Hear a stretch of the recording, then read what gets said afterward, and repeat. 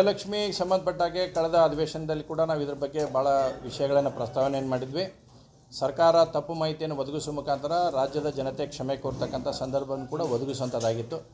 ಆದರೆ ಅಧಿವೇಶನ 10ನೇ ತಾರೀಕಿಗೆ 8ನೇ ತಾರೀಕಿಗೆ ಪ್ರಾರಂಭವಾಗಿ 10ನೇ ತಾರೀಕಿಗೆ ಕ್ವಶನ್ ಬಂದಂಥ ಸಂದರ್ಭದಲ್ಲಿ ಸನ್ಮಾನ್ಯ ಮುಖ್ಯಮಂತ್ರಿಗಳು ಹೇಳಿದರು, ತಕ್ಷಣ ನಾವು ಆ ದುಡ್ಡನ್ನು ಹಾಕಿಸ್ತೇವೆ ಅಂತಂದೇಳಿ.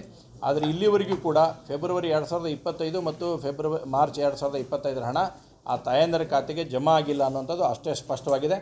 ಅದರ ಜೊತೆಗೆ ನಾವು ಬೇರೆ ಬೇರೆ ಜಿಲ್ಲೆಗಳ ಮಾಹಿತಿಯನ್ನು ತೆಗೆದುಕೊಂಡಂಥ ಸಂದರ್ಭದಲ್ಲಿ ಮೊದಲು 3 ಜಿಲ್ಲೆಗಳು ಸರಿಯಾಗಿರ್ತಕ್ಕಂಥ ಉತ್ತರವನ್ನು ಕೊಟ್ಟಿದ್ದು, ಉಳಿದ ಜಿಲ್ಲೆಗಳು ಕೂಡ ನಾವು ಮಾಹಿತಿಯನ್ನು ಕೇಳಿದಾಗ ಯಾವ ರೀತಿ ಸಚಿವರು ಉತ್ತರ ಕೊಟ್ಟಿದ್ರು ಅದೇ ರೀತಿ ಉತ್ತರವನ್ನು ಕೊಡ್ತಕ್ಕಂಥ ಪ್ರಯತ್ನವನ್ನು ಜಿಲ್ಲೆಯವರು ಮಾಡಿದರು. ತದನಂತರ ನಾನು ರೆಕ್ಟಿಫಿಕೇಷನ್ ಅವ್ರ ಕಡೆಯಿಂದ ಕೇಳಿದಂಥ ಸಂದರ್ಭದಲ್ಲಿ ಸೇಮ್ ಡೇ 2ನೇ ಉತ್ತರವನ್ನು ಕೊಡುವಂಥ ಪ್ರಯತ್ನವನ್ನು ಅವ್ರು ಮಾಡಿದ್ದಾರೆ, ಕೊಟ್ಟರು. ಅದರಲ್ಲಿ 2025 ಫೆಬ್ರವರಿ ಮತ್ತು ಮಾರ್ಚ್ ಹಣವನ್ನು ನಾವು ಹಾಕಿಲ್ಲ ಅಂತಕ್ಕಂಥ ಮಾಹಿತಿಯನ್ನು ಸಂಪೂರ್ಣವಾಗಿ ವಿತ್ ಡಾಕ್ಯುಮೆಂಟೇಷನ್ ಇವತ್ತೆಲ್ಲ ಕೂಡ ಅವನ್ನ ಬಿಡುಗಡೆ ಮಾಡುವಂಥ ಕೆಲಸವನ್ನು ಮಾಡಿದ್ದೇನೆ.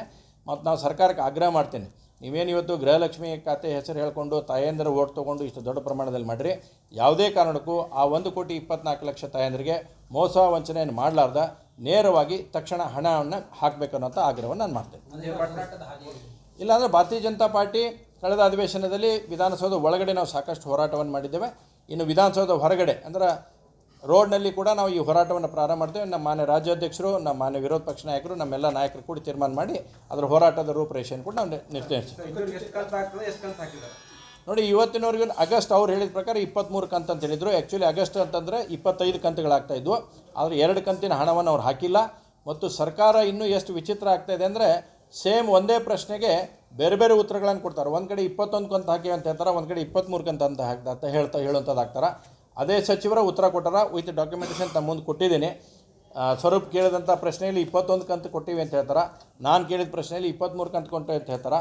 ಹಾಗಾದರೆ ಮತ್ತು ಅದಕ್ಕೆ 2 ಕಂತು ಅಂದರೆ ಮತ್ತು ಅದರದ್ದು 5,000 ಕೋಟಿ ಎಕ್ಸ್ಟ್ರಾ ಹಾಕಿದೆ, ಅದೆಲ್ಲಿ ಹೋದನು ಅಂತ ಕೇಳುವಂಥ ಪ್ರಶ್ನೆಯೂ ಮುಂದೆ ಬರುತ್ತೆ. ಹೀಗೆ ಅದರ ಸ್ಪಷ್ಟೀಕರಣವನ್ನು ಸರ್ಕಾರ ಕೊಡಬೇಕನ್ನೋಂಥ ಆಗ್ರಹ. ನೋಡಿ, ಇದು ಗಡುವನ್ನಕ್ಕಿಂತ ಸರ್ಕಾರ ತಿಳ್ಕೊಂಡು ಮಾಡಬೇಕು. ಇದನ್ನು ಮುಖ್ಯಮಂತ್ರಿಗಳು ಹೇಳಿದಾರ, ಉಪಮುಖ್ಯಮಂತ್ರಿಗಳು ಹೇಳಿದಾರ, ಮಂತ್ರಿಗಳು ಕೂಡ ಇದ್ರ ಬಗ್ಗೆ ಕೊಟ್ಟಿದ್ದಾರೆ. ಇನ್ನಾದರೂ ಕೂಡ ಸರ್ಕಾರ ತಕ್ಷಣ ಎಚ್ಚೆತ್ತುಕೊಳ್ಬೇಕು. ಯಾಕಂದರೆ ಸಪ್ಲಿಮೆಂಟ್ರಿ ಬಜೆಟ್ ಮಾಡಿದಾಗೂ ಕೂಡ ಅದ್ರ ಬಗ್ಗೆ ಏನು ಚಕಾರವನ್ನು ಬಂದಿಲ್ಲ. 5,000 ಕೋಟಿ ನಾವು ಹಾಕ್ತೇವೆ ಅನ್ನೋಂಥ ಚಕಾರ ಎತ್ತಿಲ್ಲ. ಈಗಾದರೂ 3ನೇ ಸಪ್ಲಿಮೆಂಟ್ರಿ ಬಿಫೋರ್ ಫೆಬ್ರವರಿ ಒಳಗೆ ಬರುತ್ತೆ, ಸಪ್ಲಿಮೆಂಟ್ರಿ ಬಜೆಟ್ ಮಾಡುವಂಥದ್ದಾಗತ್ತೆ. ಅವಾಗಾದರೂ ಕೂಡ ಇದನ್ನು ಸೇರಿಸ್ತಾರೆ ಅಂತಕ್ಕಂಥ ಆಶಾಭಾವನೆಯಲ್ಲಿ ನಾವು ಇದ್ದೇವೆ.